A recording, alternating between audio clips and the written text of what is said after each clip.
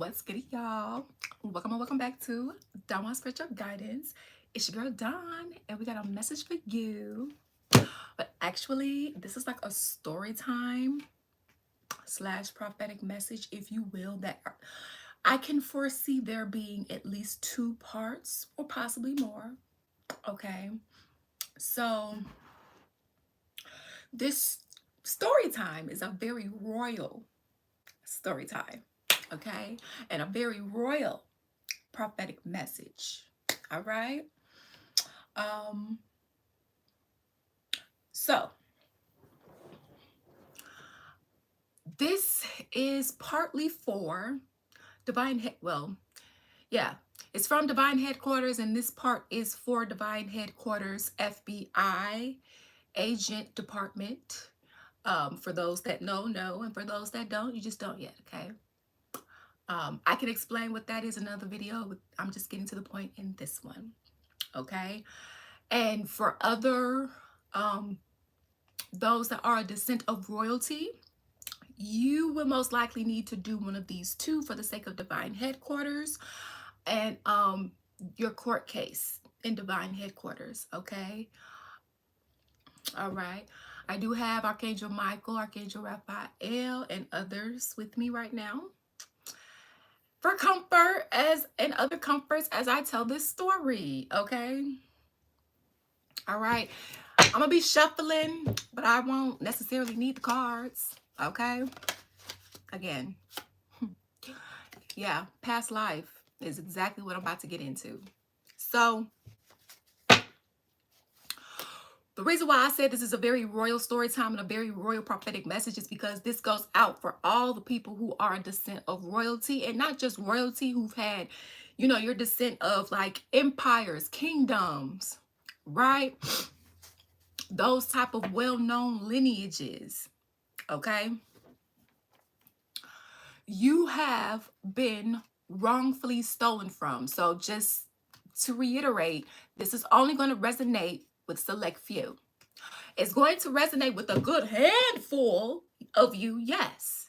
So if you're watching, either it's you and or you are affiliated with someone who needs to hear this message, because if God has you connected to them and you know you've planted more good seeds than not, 9 times out of 10, you're attached to the blessing and protection that they get as well. Now, if you know you've been a menace to society, you've been stealing from people, you know that this is not for you and you've been a part of the problem. Okay? You can lie to yourself, but God and all of us all know the truth. So, it's 2025, and this is my last reincarnation, okay? This is my last incarnation here. All right. And for a lot of you guys that's going to be watching that resonates with this message, either you or someone that you are connected to, okay, or someone in your family, all right, that's strongly too. Like, you may get this message, but the chosen one might be in your family and they may not be getting it for whatever reason or another, okay? So some of you guys may just be the messengers, or a messenger because it may resonate with you and you need to let somebody else know, like, hey, right? Because I've also been letting people know. So it's 2025. This started back in 2021, where I made a move down to another state. Okay. And the plan was to stay there and move somewhere else at the end of the year lease. Right. Well, I had a roommate and we were both pitching in the same amount of rent. Right. There was one case where I was paying a little bit more because of a very petty reason. She felt like the closet was bigger, so I should pay more. And you know what? Trying to keep the peace. I wanted to say no, but I said yes. So, hey, did that, right? Now, that's just a fraction of a lot of stuff that went down. Now, the reason why this is past life related is because, unbeknownst to me at that time, the person who I was living with at that time, we had several past lives together. I mean, in one lifetime, she played my cousin. The next lifetime, a couple lifetimes, she played lovers, okay, to me. Another lifetime, she was my stepmother. Another lifetime, like, same soul, different role. Right. And in some lifetimes the same. Right. So I think this is like the third lifetime where we were we hooked up as like lovers or something like that eventually. Well, beforehand. So let me let you know this. I knew this person from school. Okay, we went to college together. All right, to be exact. And no, I'm not going to say any names because the intention is not to bash. The intention is to inform. Okay. Now, if I need to say, we ain't going to get into all those logistics. But if you know, you know. Okay. Now, we separated on no bad blood, from school, whatever the case may be. When she went on the path, I went on mine, right? We got into the same industry. We got into the same career industry, unbeknownst to us, right? Until we linked back up years later and was like, oh, you're into this? I'm into this too. Oh, you're into spirituality? I'm into spirituality too, right? I'm not going to say what the other career part is because, again, I don't want to give out too much information because, again, I don't want anybody to do anything because this is for informational purposes, okay? So, basically, to make a very, very, very long story short, and maybe I'll come back on here one day and actually share everything that went down. But to make a very long story short, this person, they were chosen to clear out their bloodline, right? Of generational curses, so on and so forth. Me too. At the time, I didn't necessarily know it, but I found out like, oh, okay, this is what I am. This is what I'm supposed to do. Da da da da. Bet. All right. So it was always this push and pull between this person that I'm referring to and I. You know what? Was always used to that when it came to other people. This person was very abusive, okay? And don't get me wrong. Hey, I got flaws too. But there's a difference between a person having flaws, because everybody comes with flaws. Nobody's perfect. Not in these vessels. And then you have your other type of people where their flaws are abusive. And that's a very strong hell no. And so with that being said, I had flaws. Her flaws were very abusive, right? I mean, she would violate my room. She would put the code in without my permission. She took food out my freshly cooked food out the refrigerator. She would put it in the in the sink without my permission. She would tell me I was a goofy. She would tell me I ain't shit. And then like when we got into this whole fight because okay, I'll leave it at that. But anyway, I'll come back and spread more details. But the point is that I did not know, I no longer wanted to be friends with this person because I found out that they were shady. And not only did I find out that they were shady, my personal experiences with them, I'm like, Dad, you shady, like you shallow. You throw a rock and you hide your hand. You don't take accountability for your actions, and so on and so forth. And then I found out she was lying to people, basically flipping the stories, telling people that basically the role that she played, she would tell people that I did. And then the role that I actually played, she would tell people it was her, and no. She swapped the stories, okay, so that she wouldn't be looked at as, horrible, so that she wouldn't be looked at as not being able to be trusted, right? But at the time, she really couldn't, right? She violated a lot of trust, to the point where my view of her is very tainted. And so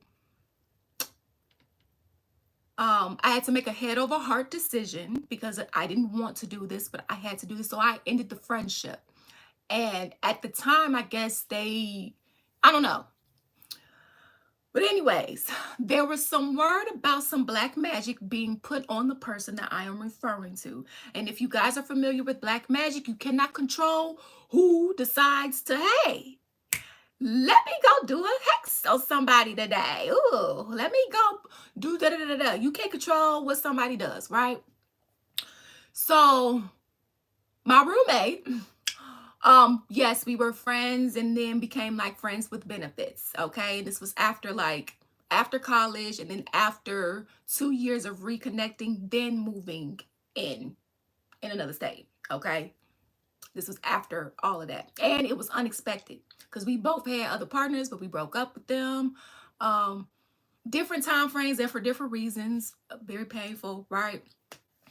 So that was actually supposed to be like a healing time. That's also why we kind of kept it friends with benefits because we didn't want anything serious. However, this person, this is crucial. No, I'm saying this. You see how my voice tried to lock up because motherfuckers don't want me to say this? This person asked me to marry them twice at two different times in the same year. I said no twice. Why? They didn't court me. They didn't feel like they had to pour into me. They were breadcrumbing me. They were treating me like shit. And lying about it, not acknowledging it, and not changing. They would only change when they want something, and they always wanted sex. And again, they had abusive ways. The emotional, mental, verbal came out first. The rest came out later, okay? And I may save that story for another day, okay?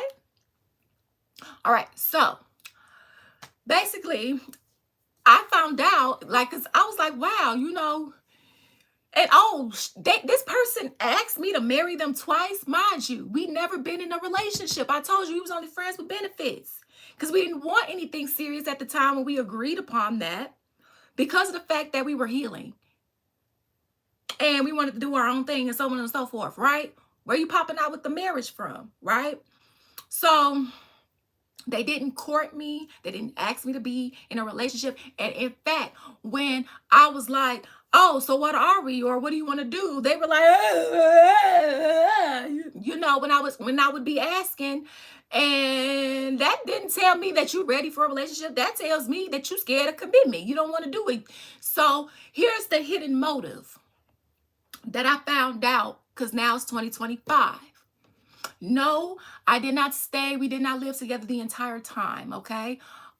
There was a point in time where I did leave at the time for Thanksgiving break, and what was supposed to be a 3-week trip, I turned it into a 2-month, right? Mind you, I was still paying rent, even though I wasn't living, although I wasn't in the place, I was still giving my half of the rent to our lender. I got the receipts, okay? I came back 2 months later because the day I was born, at the time when I was celebrating Christmas and Thanksgiving, all of those things, my favorites at the time before I found out about some stuff about them, I was like, well, we on bad terms. I'm not trying to celebrate anything with you. We on bad terms. I'm going to stay where I know I'm going to be in good vibes, right? Because living with them, you just didn't know what kind of day was going to be like, okay? And again, I'm not perfect either. Right? I had communication skills to work on. I had to stop people pleasing. I had to not just establish boundaries. I would establish them, but I needed to enforce them more.